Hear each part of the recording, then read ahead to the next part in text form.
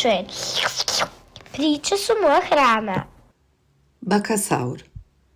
Voliš li ti kasno ići spavati? Ovo je priča o dječaku koji nikad nije htio ići na počinak. Osobito kad bi išao prespavati u kuću svoje bake. Spavanac, zapovjedila je baka kad su ona i njezin unučić složili slagalicu s likom dinosaura. Ali mama i tata mi uvijek dopuste da ostanem budan debelo nakon ponoći. Muljao je dječak. Haha, neću pasti na taj stari štos, Janko. Vrijeme je za spavanac. Nije pošteno, rekao je. Zašto ti smiješ ostati budna koliko te volja? Jer sam puno starija od tebe. Sigurno si stara kao ovaj dinosaur, bako. Podbode Janko pokazujući na slagalicu. Jesam. Ja sam baka Saur. Bježi ravno u krevet. Grrrr. Zarežala je baka kao dinosaur.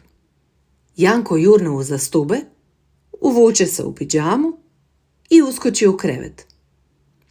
Baka Saur skapava. Ima li ovdje sočnih dječaka koji još nisu usnuli? Začuo se glas u mraku. Grrrr. Dječak zatvori oči i pravi se da hrče.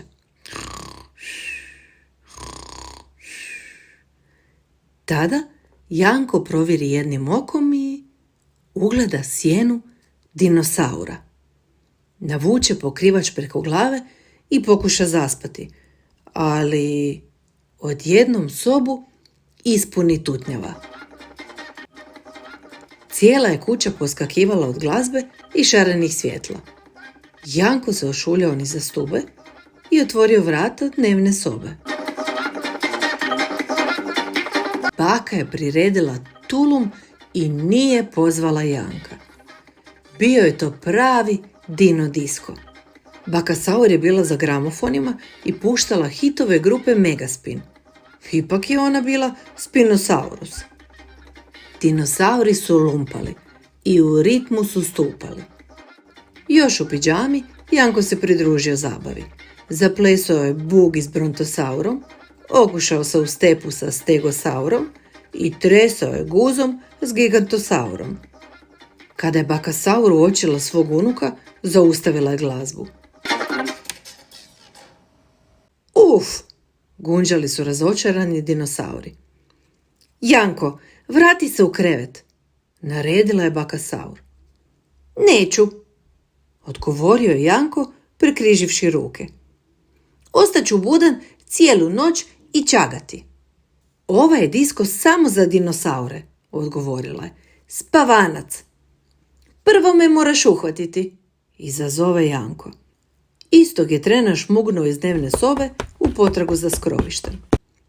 Na zahodu u prizemlju sjedio je tusti triceratops i čitao novine. Zauzeto!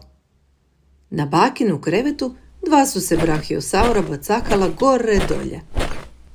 Otpili! A u kadi se sapunao golemi plesiosaur. Sram te bilo! Stoga je Janko odjurio natrag u dnevnu sobu. Spavanac! Povikali su svi dinosauri. Nikad, odgovorio je Janko, iako je već bio poprilično pospan. Dobit ćeš ti svoje kad stigne Rex, upozorila ga je baka Saur. Rex? Ne misliš valjda? Baka Saur je klimala smiješeći se. Cijela je kuća počela podrhtavati. Janko je kroz prozor ugledao golemog tiranosaura Rexa kako grabi ulicom. T-Rex je bio prevelik za ulazna vrata, stoga je razvalio zid. Pola kuće se urušilo, a golemi oblak prašine ispunio sobu. Reksiću, reče baka Saur. Da, draga, odgovori Rex. Moj zločesti unuk ne želi otići spavati. Nije pošteno, zjevajući je rekao Janko. Želim ostati budan cijelu noć i tulumariti. Baka Saur je bila jasna i glasna. Spavanac! Rex je posegnuo za dječakom, ali Janko je bio prebrz.